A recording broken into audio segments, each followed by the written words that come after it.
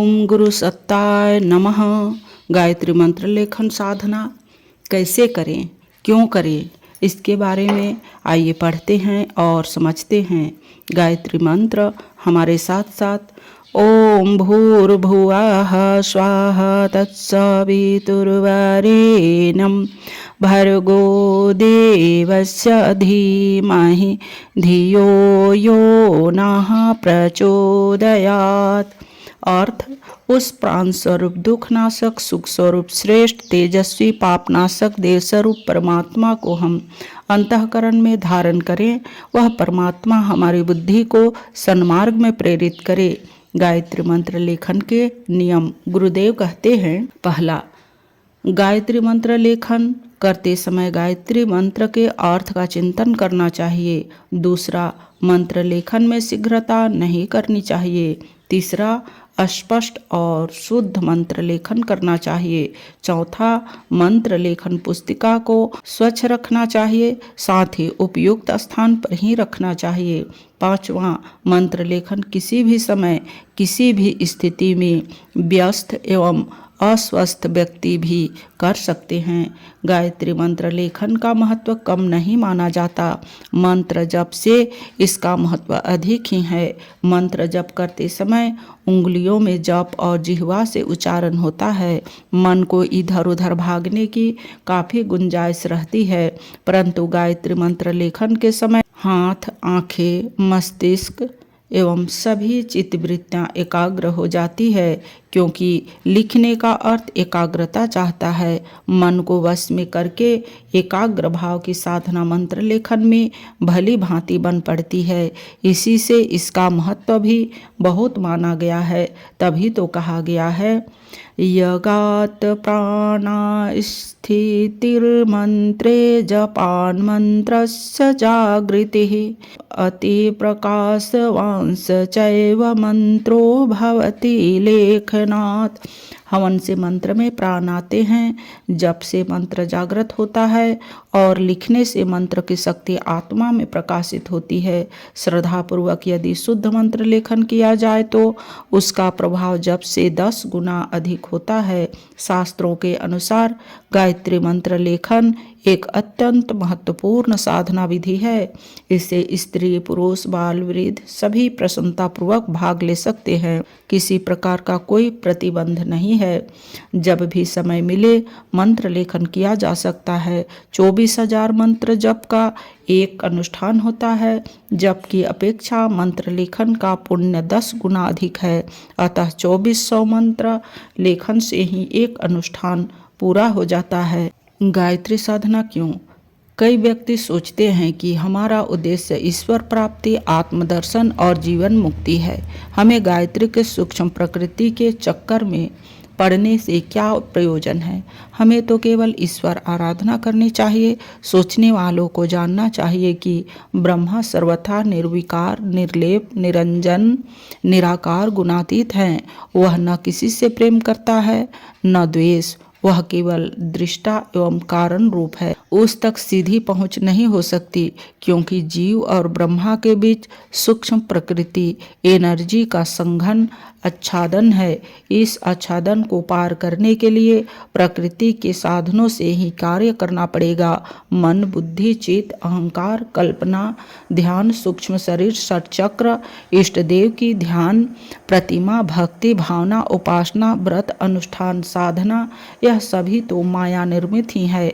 इन सभी को छोड़कर ब्रह्म प्राप्ति किस प्रकार होनी संभव है? जैसे ऊपर आकाश में पहुंचने के लिए वायुयान की आवश्यकता पड़ती है, वैसे ही ब्रह्मा प्राप्ति के लिए भी प्रतिमा मूलक आराधना का आश्रय लेना पड़ता है। गायत्री के आचरण में होकर पार जाने पर ही ब्रह्मा का साक्षात्कार होता है। सच तो यह है कि साक्षात्कार का अनुभव गायत्री के गर्भ में ही होता है। इससे ऊपर पहुंचने पर सूक्ष्म इंद्रियां और इनकी अनुभव शक्ति भी लुप्त हो जाती है। इसलिए मुक्ति और ईश्वर प्राप्ति चाहने वाले भी गायत्री मिश्रित ब्रह्मा को राधे श्याम सीताराम लक्ष्मी नारायण की ही उपासना करते हैं। निर्विकार ब्रह्मा का सायुज्य तो तभी होगा जब ब्रह्मा बहुत से एक होने की इच्छा करेगा और सब आत्माओं को समेटकर अपने में धारण कर लेगा। उससे पूर्व सब आत्माओं का स्वीकार ब्रह्मा में ही सामीप्य सारूप्य सायुज्य आदि हो सकता है। इस प्रकार गायत्री मिश्रित स्वीकार ब्रह्मा ही हमारा उपास्य रह जाता है। उसकी प्राप्ति के साधन जो भी होंगे वे सभी सूक्ष्म प्रकृति गायत्री द्वारा ही होंगे। गायत्री वह दैवी शक्ति है जिसे संबंध स्थापित करके मनुष्य अपने जीवन विकास के मार्ग में बड़ी सहायता प्राप्त कर सकता है। परमात्मा की अनेक शक्तियां हैं जिनके कार्य और गुण पृथक पृथक है। उन शक्तियों में गायत्री का स्थान बहुत ही महत्वपूर्ण है। यह मनुष्य को सद्बुद्धि की प्रेरणा देती है। गायत्री से आत्म संबंध स्थापित करने वाले मनुष्य में निरंतर एक ऐसी सूक्ष्म एवं चैतन्य विद्युत धारा संचरण करने लगती है जो प्रधानतः मन बुद्धि चित्त और अंतःकरण पर अपना प्रभाव डालती है। बौद्धिक क्षेत्र के अनेकों कुविचारों असक्त संकल्पों पतनोन्मुख दुर्गुणों का अंधकार गायत्री रूपी दिव्य प्रकाश से उदय होने से हटने लगता है। यह प्रकाश जैसे जैसे तीव्र होने लगता है वैसे वैसे अंधकार का अंत भी उसी क्रम से होता जाता है। मनोभूमि को सुव्यवस्थित स्वस्थ सतोगुणी एवं संतुलित बनाने में गायत्री का चमत्कारिक लाभ असंदिग्ध है। और यह भी स्पष्ट है कि जिसकी मनोभूमि जितने अंशों में सुविकसित है वह उसी अनुपात में सुखी रहेगा, क्योंकि विचारों से कार्य होते हैं और कार्यों के परिणाम सुख दुख के रूप में सामने आते हैं। जिसके विचार उत्तम है वह उत्तम कार्य करेगा। जिसके कार्य उत्तम होंगे उसके चरणों तले सुख शांति लौटती रहेगी। गायत्री उपासना द्वारा साधकों को बड़े बड़े लाभ प्राप्त होते हैं। हमारे परामर्श एवं पथ प्रदर्शन में अब तक अनेकों व्यक्तियों ने गायत्री उपासना की है। उन्हें सांसारिक और आत्मिक जो आश्चर्यजनक लाभ हुए हैं हमने अपनी आँखों देखे हैं। इसका कारण यही है कि उन्हें दैवी वरदान के रूप में सद्बुद्धि प्राप्त होती है और उसके प्रकाश में उन सब दुर्बलताओं उलझनों कठिनाइयों का हल निकल आता है जो मनुष्य को दीनहीन दुखी दरिद्र चिंतातुर कुमार्गगामी बनाती है। जैसे प्रकाश का न होना ही अंधकार है, जैसे अंधकार स्वतंत्र रूप से कोई वस्तु नहीं है, इसी प्रकार सद्ज्ञान का न होना ही दुख है। अन्यथा परमात्मा की इस पुण्य सृष्टि में दुख का एक कण भी नहीं है।